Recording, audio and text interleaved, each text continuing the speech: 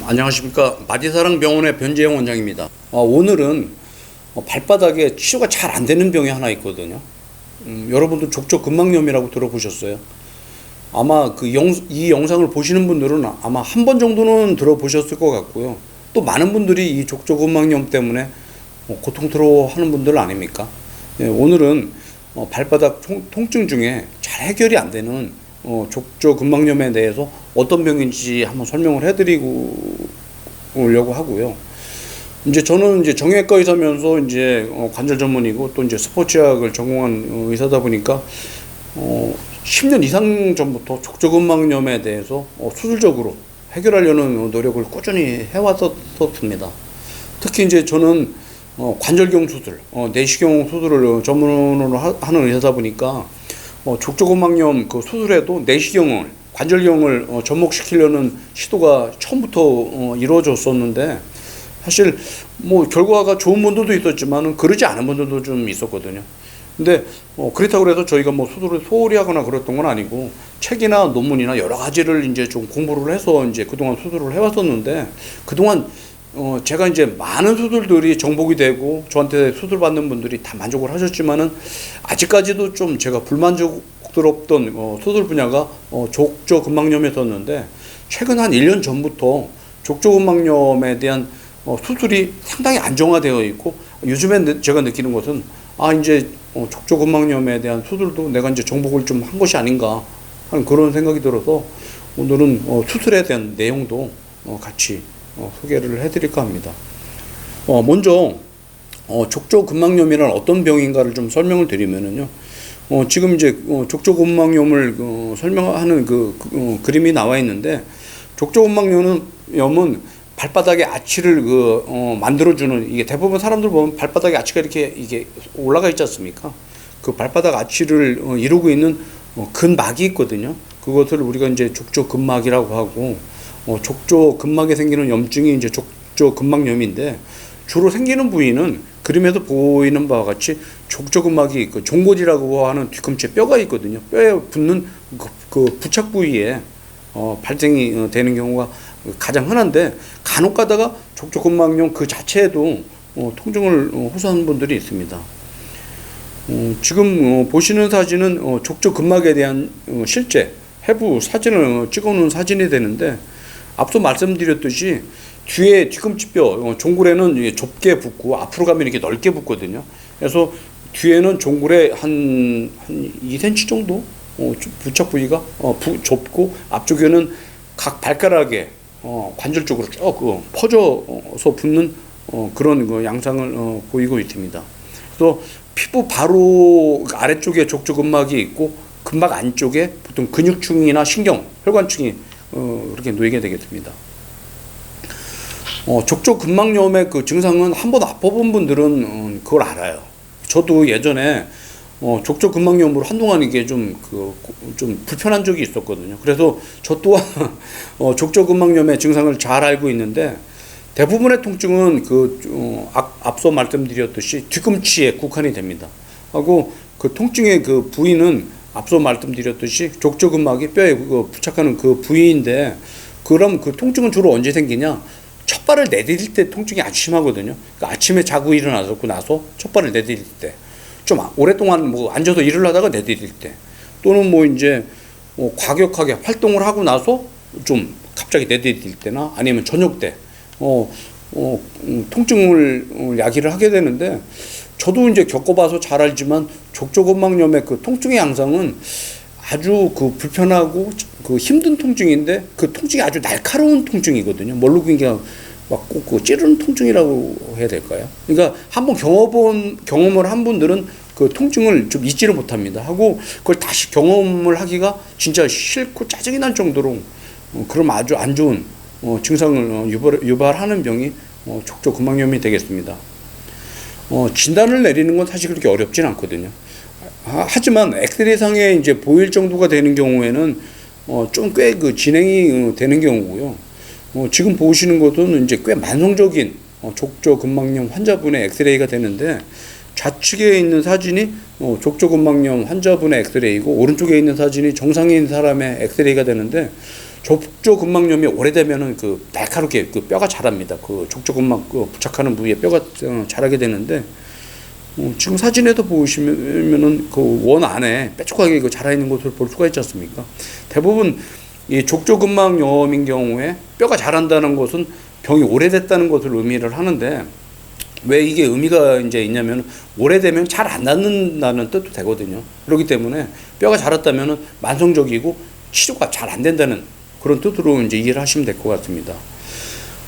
사실 족저근막을 치료할 때 초기부터 MRI를 찍을 필요는 없는데, 흔하게 하는 것은 이제 초음파 검사를 하면은 붓고 반대편에 비해서 뭐 이제 주위에 이제 부어 있거나 이제 그 근막의 두께가 이게 두꺼운 것을 볼 수가 있으면서 이제 진단을 하고 치료에 이제 도움을 받게 되는데, 아주 심하거나 오래된 분들 아니면 이제 너무 이제 통증도 심하고 오래되고 그래서 수술이 필요한 분들인 경우에 이제 MRI 찍게 되는데, 지금 보시는 사진이 족저근막염 환자의 만성적인 그 족저근막염 환자의 MRI 사진이 되는데, 좌측에 있는 원안의 사진에 보면은 그 중앙에 하얗게 이렇게 뾰족하게 자라 있는 것이 그 뼈가 되겠고요. 그 아래쪽에 검은 층이 족저근막염이 되는데, 주위에 있는 그 검은 층보다 두꺼운 것을 볼 수가 있지 않습니까?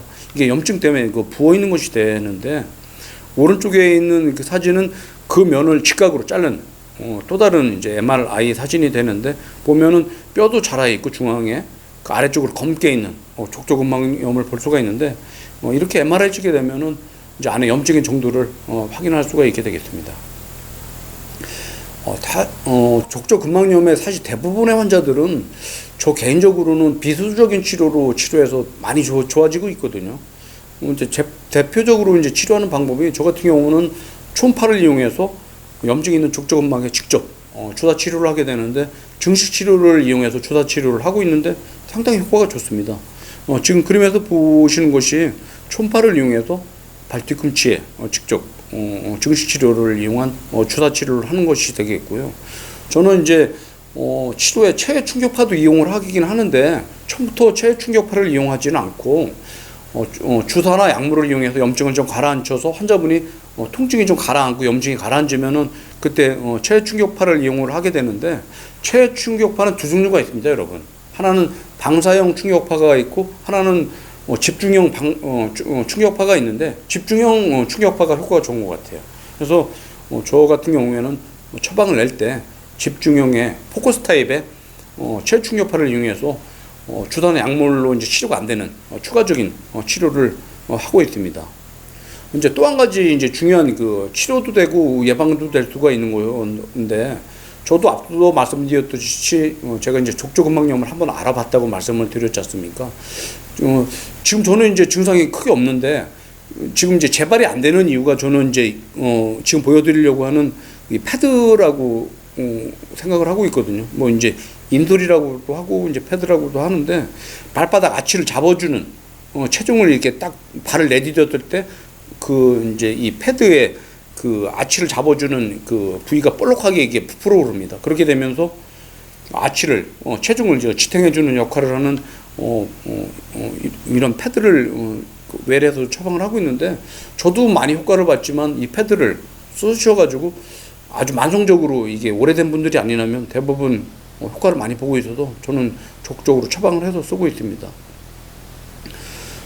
이제 대부분 이렇게 이제 비수적인 치료를 해서 많이들 좋아지시는데, 많은 병원에서 이제 족저근막염을 치료하다가 이제 치료가 안 되는 분들이 이제 저희 병원을 찾아오는 분들이 있는데, 이런 분들 중에 이제 비수적인 치료로 효과 없는 분들은 수술을 고려할 수 있지 않습니까? 일단은 주사나 약물의 효과가 없어야 되겠죠.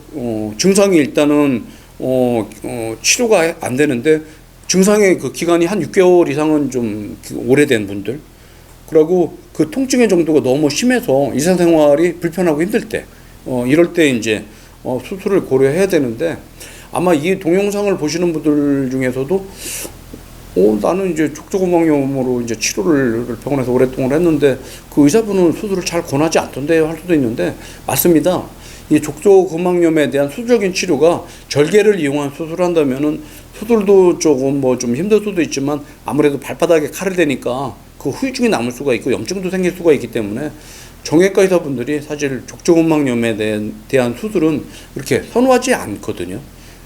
그런 이유 때문에 아마 많은 의사분들이 많은 병원에서 수술을 권하지 않는다고 이해를 하시면 될 것 같고요. 저 같은 경우에는 제 기본적인 그 수술의 이제 그 도구가 관절경, 내시경이기 때문에 저는 한 10년 전 이상부터 이런 그 관절경을 이용해서 족저근막염을 수술하려는 시도를 계속 해오고 있었고요. 지금 뭐 보시는 사진이 기본적인 제가 하고 있는 내시경을 이용한 관절경을 이용한 족저근막염의 수술의 기본적인 컨셉이 되겠습니다.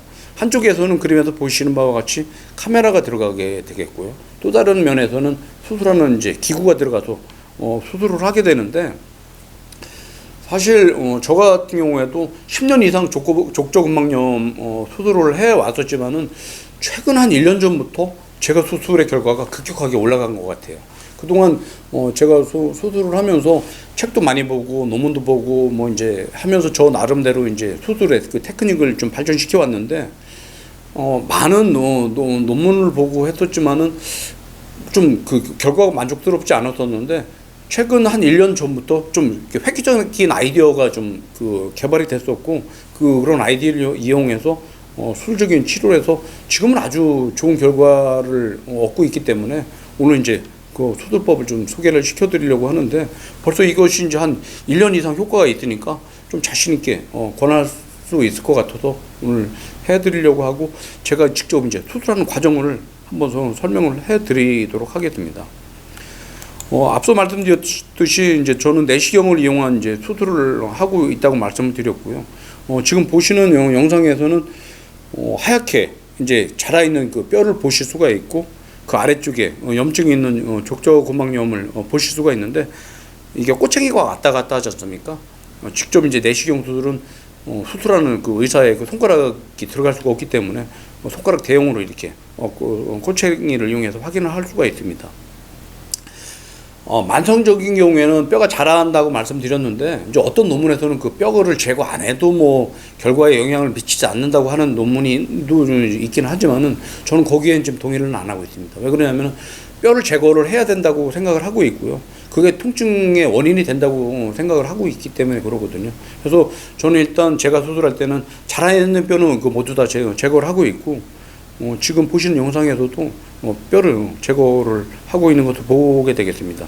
이렇게 이제 뼈를 제거하게 하고 나면은 그 아래쪽으로 이제 염증이 있는 족저근막염이 나오게 되는데, 이 족저근막염을 지금 보시는 영상과 같이 너덜거리는 것도 다 다듬어내야 됩니다. 이렇게 다듬어내는데, 저는 이제 한 반 정도 안쪽에 있는 족저근막은 종골로부터 분리를 시키는 것이 옳다고 생각을 하고 있고, 그렇게 수술을 하고 있고요. 지금 보시는 영상이 안쪽에 있는 족저근막의 한 반 정도를 종골로부터 분리하고 있는 하고 있는 그 수술 동영상이 되겠습니다. 이제 이렇게 되면 수술을 다 마치게 되겠고요. 지금 보시는 바와 같이 뼈도 다 제거가 됐고, 안쪽에 한 반 정도의 족저근막은 뼈로부터 완전히 분리가 돼서 이렇게 염증을 제거하는 조직들이 다 치료가 된 수술 동영상을 보고 계십니다.